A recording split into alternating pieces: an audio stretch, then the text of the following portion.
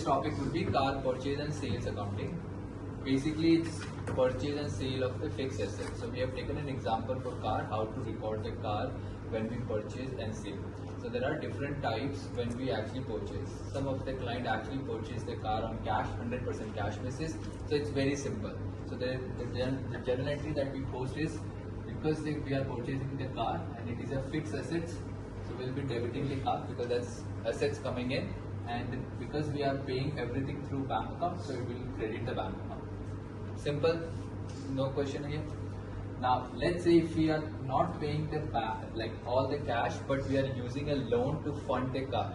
So what will happen is we will actually create a loan account. So we have to take a loan, correct? So instead of paying it through bank account, we will use a loan account credit.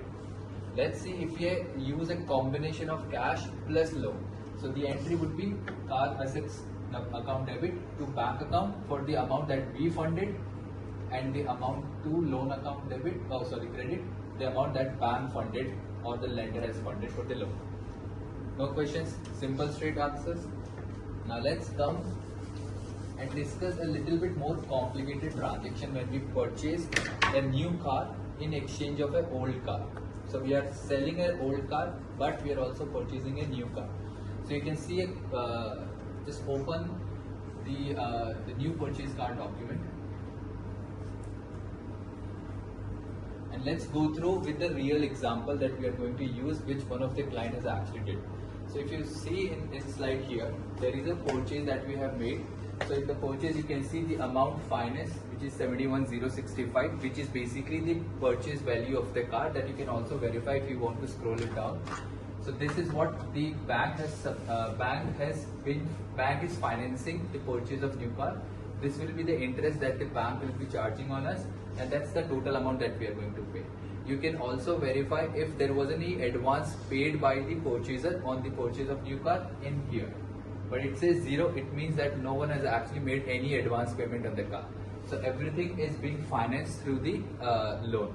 So now if you scroll down.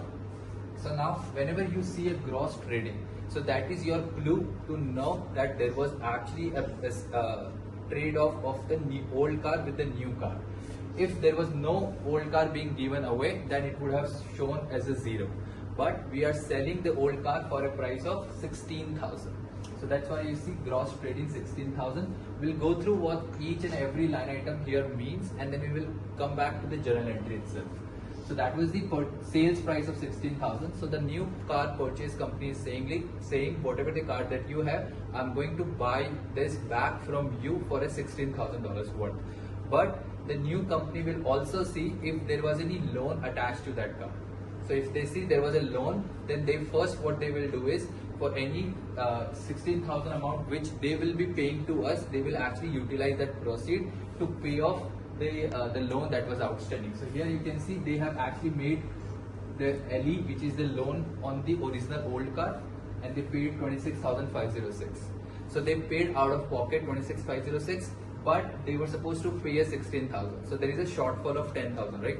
So what they did is, for that $10,000 shortfall, they actually took a $6,000 from my bank account, which is company's bank account. And there is again a shortfall of 4,506, which is what they did is added in the total of the new loan that they are going to give it to us. Understood?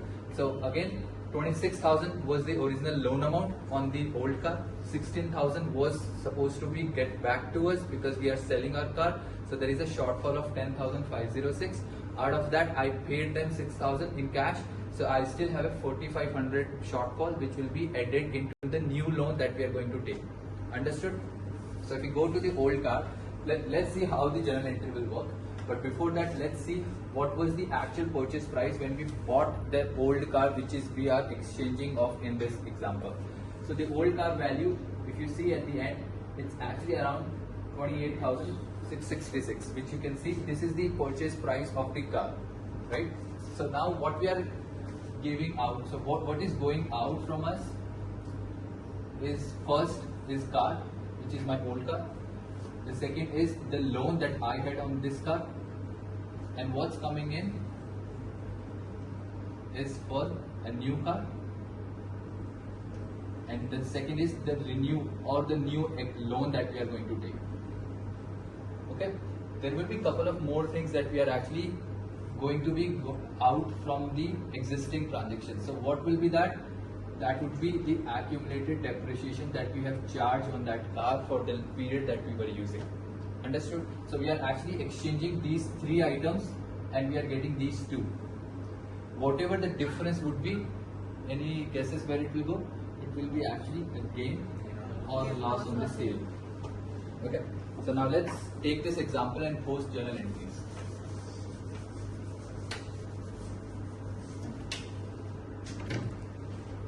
Okay. So the first, the debit will be the car, which would be the new car that we bought. Correct. Another debit would be is, any guesses? It will be actually accumulated depreciation, not depreciation. There is a difference between depreciation and accumulated depreciation. Depreciation goes in my P&L as my expenses, and accumulated depreciation gets added. Whatever the depreciation we are charging over the period will get accumulated in this account and it will continue to show into the balance sheet. The reason that we use a separate account, there are a lot of clients what they do is, whenever they charge a depreciation, they post is depreciation account debit to the asset account, which is not the correct way, because what you are doing is you are actually reducing the original purchase price of that asset, and will be no way we can see what was the original price that we actually bought it for. So then what we need to do is we need to go back, look for the original transactions or find the original paper to figure out what was the original purchase price, right? So then it gets difficult. So that's why we kind of create an accumulated depreciation in the asset side, even though it will show a negative balance. But my asset of the purchase price of the car will show, let's say, X amount, and then there will be accumulated depreciation of that car, which would be X minus 1, whatever it is. And that's how you will get a net price of that car. So, sorry, net value of that car. Accumulated depreciation debit, any other debit that will go here? Loan. Correct. So that loan account debit, this will be on the old car. Now why we are debiting this? Because this is going out. We do not need to pay this loan account anymore. But we will be paying a new loan which would be on the new car. So these are all debits. Now the credit we will do is, any guesses? New loan. New loan.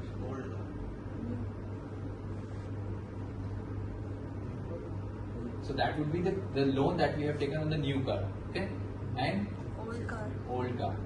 So that's the asset, the original price of that asset is going to be here. So this and this, if you do a net, this will tie to your balance sheet as well. So this is just straight out coming in from the balance sheet itself. Anything else? Gain or loss. Depends whether it will be a gain. If it is a gain, it will be credited, and if it is a loss, it will be debited. Okay. Anything else? Bank account. Bank account, because we saw in this example that we actually paid 6,000 out of pocket for exchanging the new car. Okay. So now the accumulated depreciation that we are going to take is the whatever the number that it was showing on 12/31/2024, that was going to the balance sheet. And if you are not posting the depreciation entry on monthly basis, then we need to do it manually in the Excel, and whatever the number it is, we will be adding this back into this account.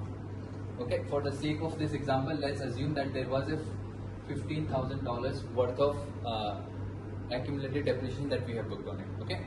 Now the new car value. So if you go into the new car slide, we can see what was the actual price of that car. So if you scroll down a little bit. So you can see 71,065. Now what we need to know is that 71,065 also includes that $4,500 worth of the loan that we took over from the previous loan. So 71,065 minus, because what we are looking at here is this is the amount financed. So when it says amount financed, it means that it also took the amount that we transferred from the previous loan to this loan. If there was nothing, that 4,500 shortfall was not there, then this was the actual purchase price of the asset, because there was no down payment being given and the asset was fully financed by the loan. Okay, so what we'll do is 71,065 minus the old car's loan, which is 4,506. Okay, then we will have we got the new car, we also got the old car value, we already have the new car value, we already got. the loan account debit. So whatever the loan that was outstanding on that particular loan, how much was it? You scroll up. 26,506. Correct?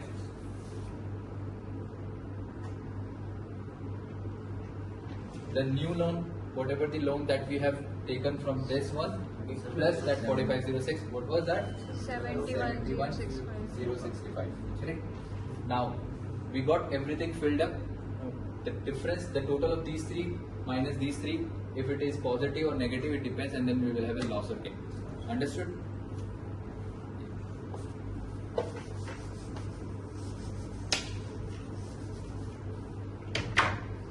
So again, I'll repeat the entry, and then we can just fill in the number later on as well. But conceptually, we are doing loss or gain, whether positive or negative. We will record that as an income or expense, depending.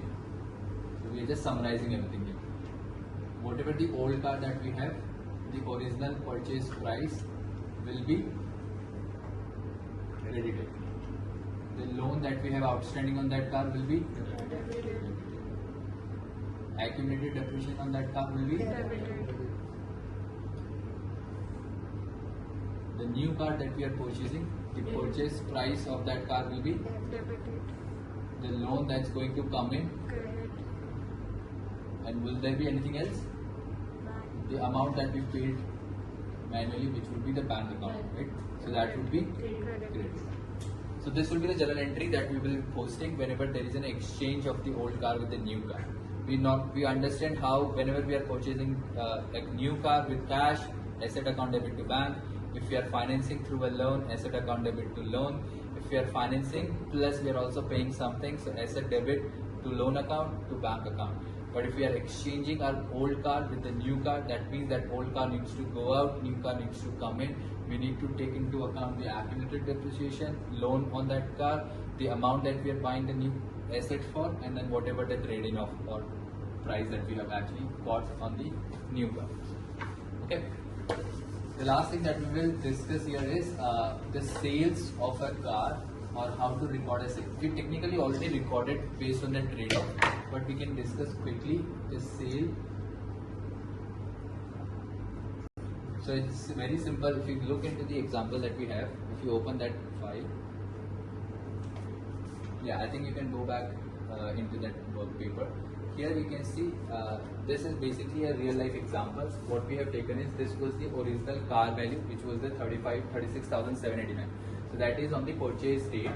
These were the depreciation charge on that asset, which was 22, 23 and 24.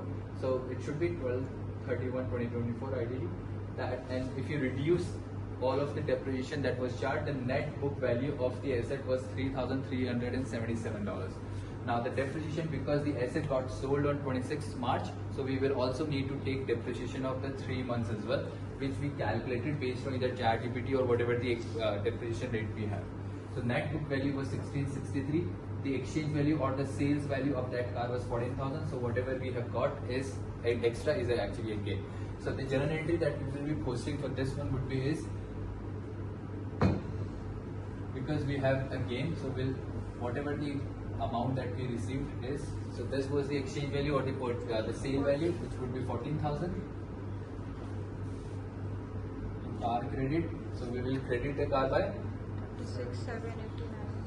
26,789. Accumulated depreciation will be debit by basically these three plus 17, 13. So that would be 34 or something. You can do a total as well. Then there will be gain because we sold the car for more than the price that we actually had the net book value. So our gain was 12,336. Okay. Any questions?